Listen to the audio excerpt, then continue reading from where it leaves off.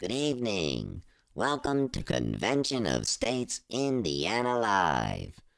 Do you think we have a big problem with our federal government? If you do, stay tuned because we at Convention of States have a solution as big as the problem. Our broadcast host is Dale Parrish. He's the Convention of States Indiana State Director. Take it away, Dale. Well, thank you. Thank you, Maringo Mike, and welcome everyone to our broadcast this evening. We almost kind of missed getting started on time here. We were all chatting away and lost track of the time, but we're on now. As Maringo Mike said, my name is Dale Parrish. I'm the state director for Convention of States here in Indiana, and want to welcome you again to our broadcast. Now, we have a little change in venue tonight. Our presenter for the first segment of our broadcast was scheduled to be Debbie Stewart. Well, Debbie got sick on us and couldn't make it tonight. So we've put together a broadcast that we were going to, for this segment at least, that we were going to do in a couple weeks. So I've moved it up to this evening. So we're going to be talking about the Declaration of Independence tonight. And I'm going to be bringing on Paul Phillips and Gary Harbaugh to help in this discussion. And we're going to specifically take a look at the signers of the Declaration of Independence. And we'll get into a little bit more as obviously when we get into this segment, and I'll explain a little bit more about what we're going to talk about tonight. But I think you're going to find it very interesting. This is something that I've been doing. I've initiated a little bit of a self-study program for myself and on the Constitution. And the very first thing was on the in the program is to talk about the Declaration of Independence. So we'll get into that very shortly. The next segment, of course, then will be on presenting you some general information about Convention of States here in Indiana, some resources that we have available, give you some updated numbers on how we're doing in the state, and then time permitting, we'll get into the basics of Convention of States, the tenets of Convention of States that we all believe and practice in. And we will also then, of course, we will try our best to recognize those individuals that have joined us this evening and any comments that we've received. I would encourage you, if you're viewing tonight, to feel free to make a comment. Keep the comments short because we're very limited as to on our screen here as to how much we can show. So make the comment very short. You'll see going across the screen now our warning on technical difficulties. This does happen from time to time. If your screen happens to go blank or freezes up, just be aware that we've probably encountered a technical problem. And if that does happen, please just don't wait for us to come back up. Just put us on your calendar to join us again next Monday evening. And it just takes too long for us to get everything up and going. So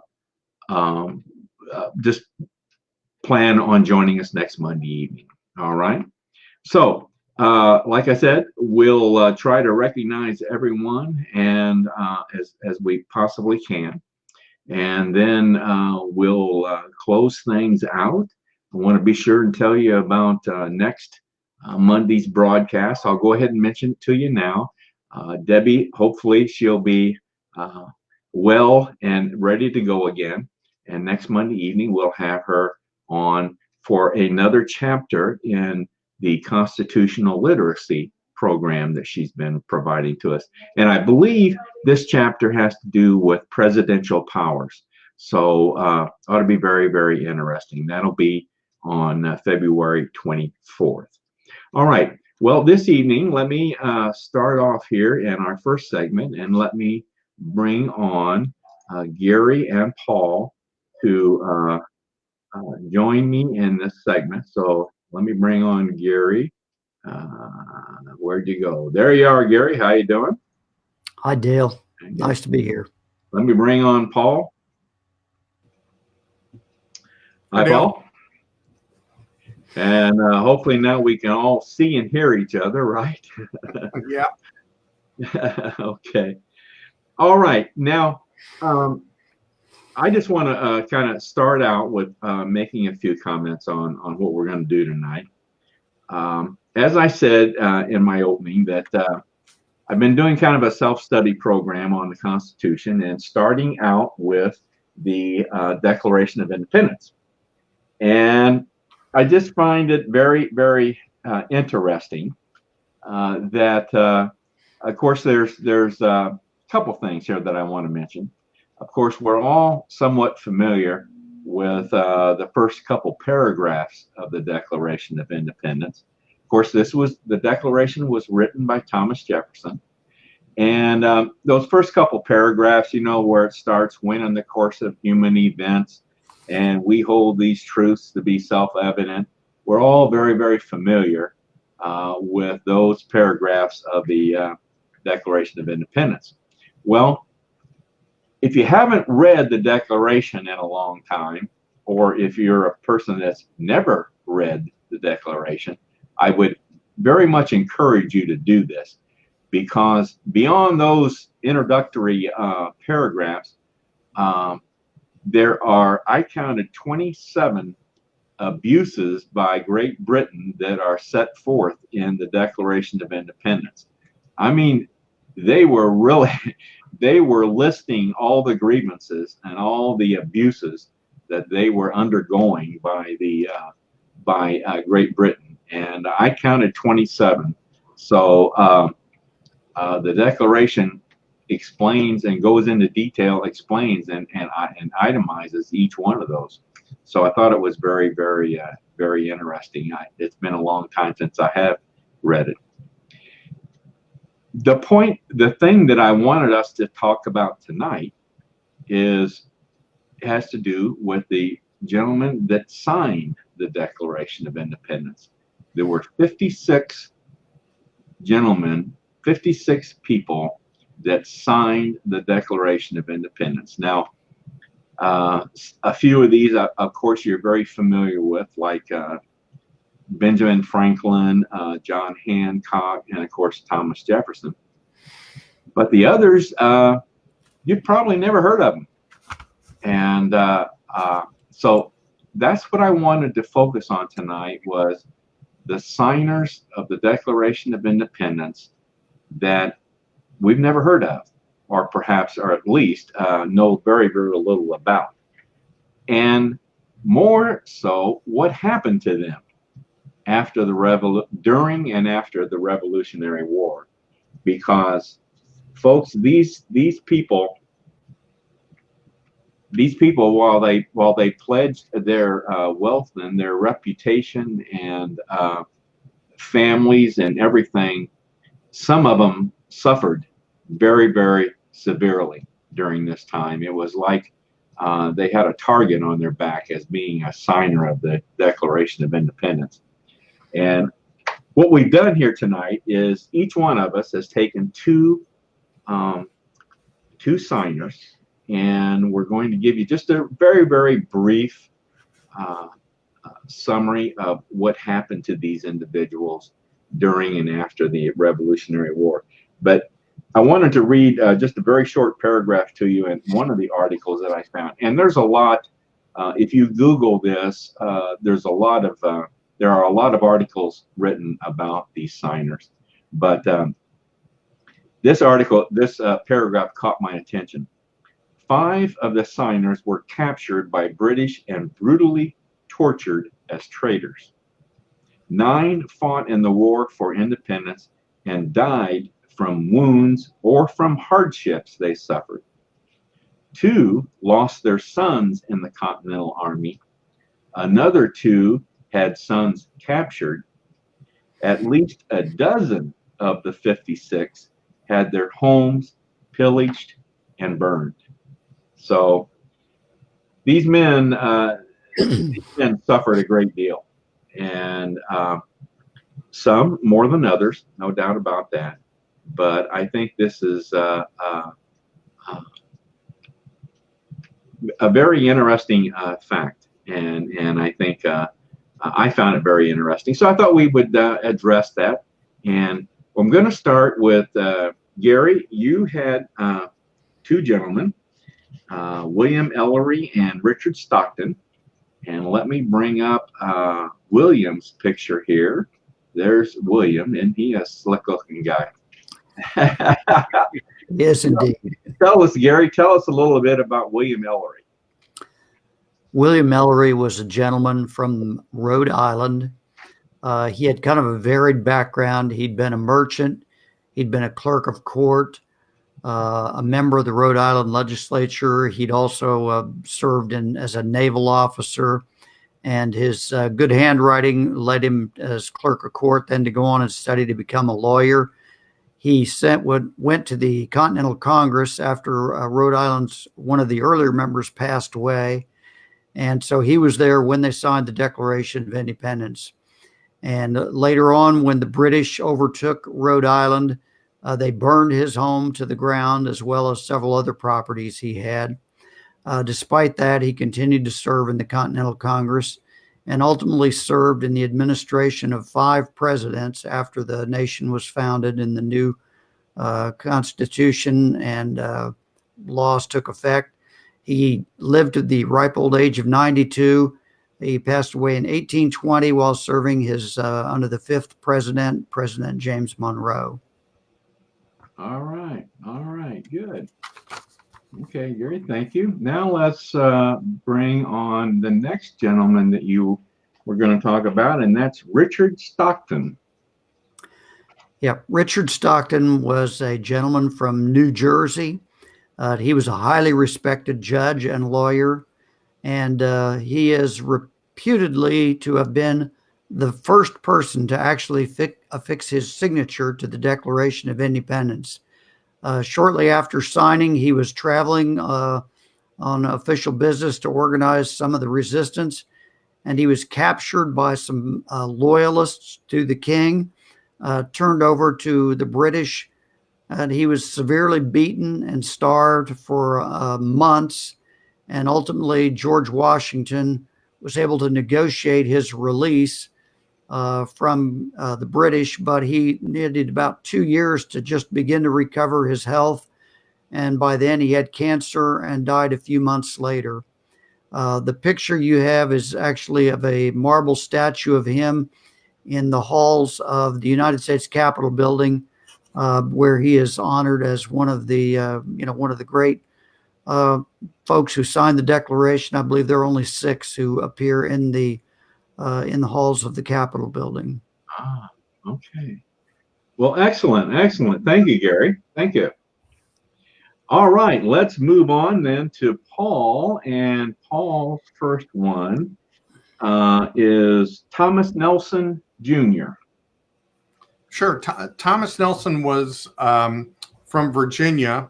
He was a member in the Second Continental Congress where he signed the Declaration. He actually replaced Patrick Henry as a member of that Congress. He served in the Revolutionary War, leading a battalion, and legend has it that the British had occupied his home as a headquarters. Some thought that Cornwallis was in the headquarters, and Thomas Nelson actually told his troops to fire on his own home, and he offered a bounty of 5 guineas to the first person to hit his home. Now, it was a gold coin at the time, made of about a fourth of an ounce of gold. So in today's value, that's a little bit under $400. So so he offered what today would be $400 to the first one to hit his home. His home is still standing. It's in York. It was the Battle of Yorktown, so it's in Yorktown, Virginia. You can visit it. It's a national park site, and you can actually see some of the damage from the battle in that home. He was also very wealthy. Pardon me, a merchant. He was the third governor of Virginia, but he pledged his personal fortune. In fact, his soldiers that he led, he self-financed that battalion. Wow. And so much of his fortune was lost spending it to finance the war, and he was never reimbursed for that. Yeah, I think many of these individuals I find have found were wealthy people. They through investments or whatever, but yeah, they had a lot at stake here, a lot at stake. All right, the next person that Paul was going to talk about is a gentleman by the name of Francis Lewis. Yeah, Francis Lewis was part of the New York delegation to that Second Continental Congress, and of course, a signer of the Declaration. He was also a signer of the Articles of Confederation. And in 1775, about a year before declaring independence, he was a wealthy merchant, estimated to be the fifth wealthiest of the signers of the Declaration. And he had purchased an estate in what is present-day Queens, New York. And he ended up having a British warship firing on his home while his family was there, his wife. And it said that a shell hit the home, and then his wife stood in the same spot, and some of their servants urged her to leave, and she said, chances are they're not going to hit the same spot again. So she was captured by the British, taken as a prisoner, treated very poorly, not given a change of clothes, not given adequate food. And when General Washington learned of her fate, he sent troops to capture the wives of a couple of British officials and promised that they would be treated the same as Mrs. Lewis. And the ladies were exchanged in a prisoner exchange shortly afterward. But Francis Lewis' wife died a couple of years later, and it was believed that she died an early death because of some of the effects of her treatment while she was captive. Wow. Okay. Well, that's amazing. That's amazing. All right, Paul. Thank you very much. Sure. Well, my gentleman, I'm going to be starting with a gentleman by the name of Thomas McKean. Now, Thomas served in both the First and Second Continental Congress, and he fought at New York City and New Jersey. And basically, Thomas was pursued by British forces relentlessly, and as a result, he had to relocate his family numerous times to avoid capture by the British forces. So he did manage to survive, but ended up having to relocate his family a number of times. And Thomas hailed from Delaware, so that's where he was. That's the part that he played. Okay, and the last one was the gentleman that I had, and his name is Carter Braxton. Carter was from Virginia. Carter he was very interesting. He was actually kind of viewed as a moderate, someone that wasn't totally in favor of the Declaration of Independence, but he did sign it. But he was a substitute in the Continental Congress. Another gentleman by the name of Peyton Randolph died, and So Carter Braxton was elected to fulfill his role, and that's what he did. Now he was a very wealthy individual and involved in a lot of different investments. One of his major investments was shipping, and he owned 14 ships at the time when the war started. During the war, though, he lost half of that fleet, so he lost 7 of his ships in the war.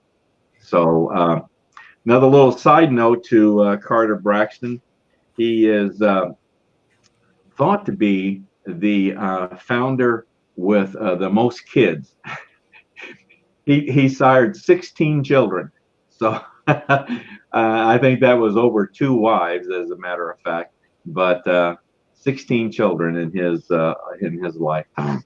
So, well, that's all we have for this topic this evening. But I just thought that it would be interesting for you to know a little bit about what some of the signers, what they experienced, because they were targeted as because they were signers of the Declaration of Independence. I think the same thing has happened really to the signers of the Constitution as well, and we may do that on another broadcast. So, gentlemen, thank you very much for your effort and for your input tonight. Sure. Thanks, all right. Dale. Have a good evening. Thank you.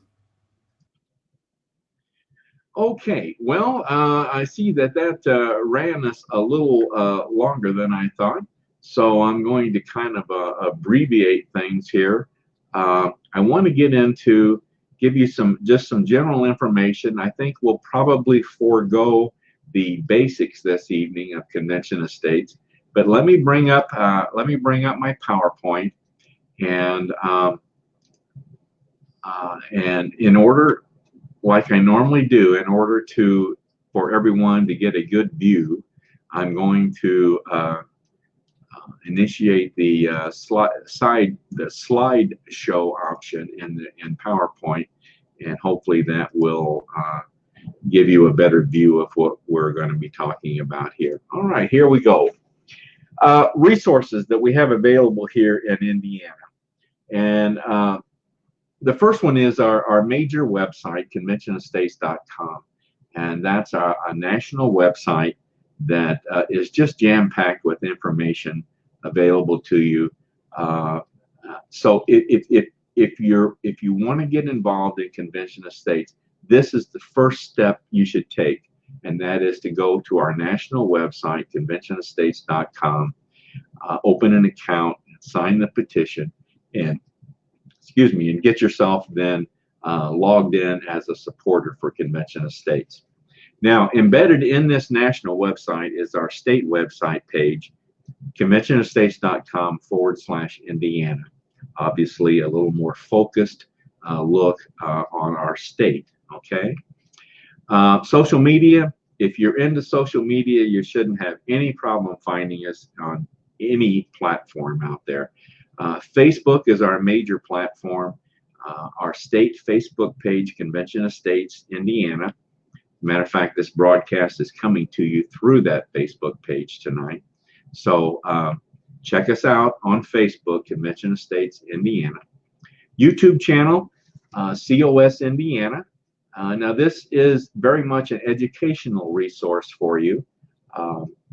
Please feel free to go subscribe to it. You'll find narrated PowerPoint presentations. You'll find recordings of this broadcast and other broadcasts that we've done.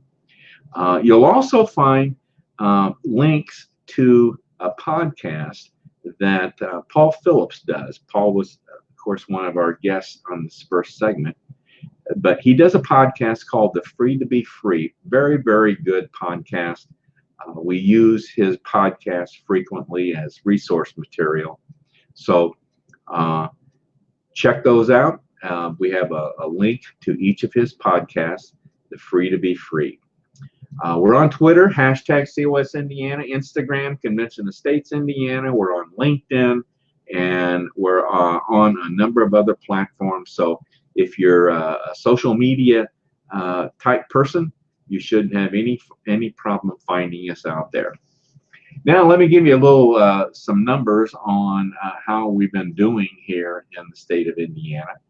In 2019, we surpassed 41,000 supporters here in Indiana. Been growing at a tremendous rate here in Indiana over the past few years.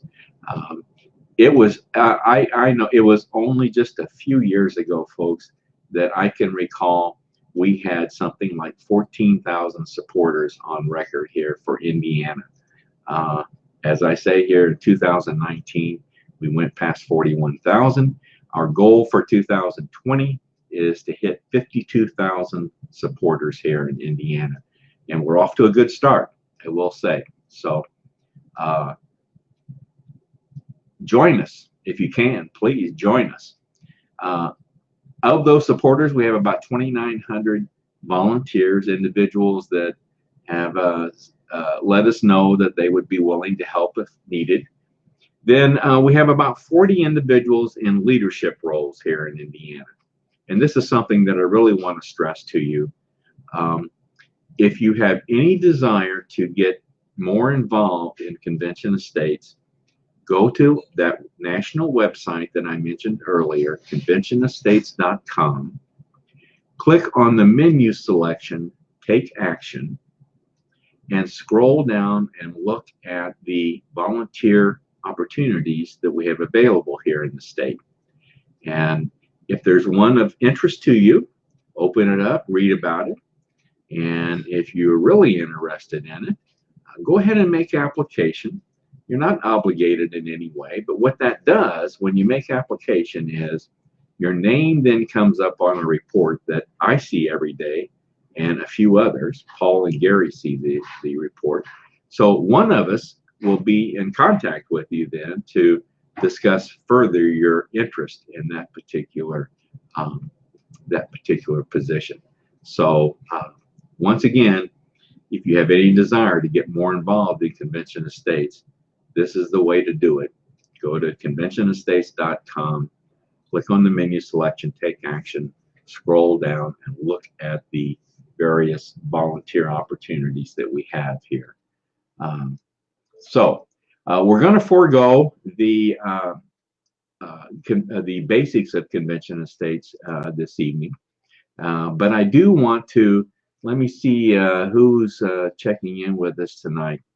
All right, well, let me see here. This looks like this is Lydia. Her name is actually Melba, so she must go by a different name here. And oh, she did say she, oops, pressed the wrong button. So that's okay. Thanks anyway for joining us tonight. I see one of our systems information analysts, Jerry Rowe. Jerry joins us on every broadcast, it seems. And Jerry just wanted to say hi to everyone. So thanks for checking in tonight, Jerry. And so those are all the comments that I have right now to show you all. So let me, I want to mention to you our next presentation, or our next broadcast is going to be, of course, next Monday evening, the 24th of February, 7 p.m. And Debbie Stewart will be joining us again. I'm sure she'll be all healed and raring to go. And Debbie's going to be giving us then another chapter in the constitutional literacy program that she provides. Now, I think I've mentioned this before, but Debbie is a homeschool teacher here in Indiana. And this program, Constitutional Literacy, is a program that was developed by one of our co-founders, Michael Ferris, some years ago. Excellent program. And Debbie has taken that program and teaches it in her homeschool classes in the government. So we found out that she does this in her homeschool teaching, and we contacted Debbie and talked her into presenting this program, somewhat of a modified version, because she only has a limited amount of time on our broadcast. But she agreed to present this program to us. There's something like about 25 different chapters involved in this, and I believe we're next week, I believe that's chapter 5 that we're going to be presenting. I may be off one there, but I think it's on presidential powers, and Debbie does an excellent job, makes it very understandable. So I would encourage you, if you're interested at all, to join us next week. And I see a comment here that presidential power is a very timely subject. Yes, it is. Yes, it is. So you can join us next Monday evening for that presentation.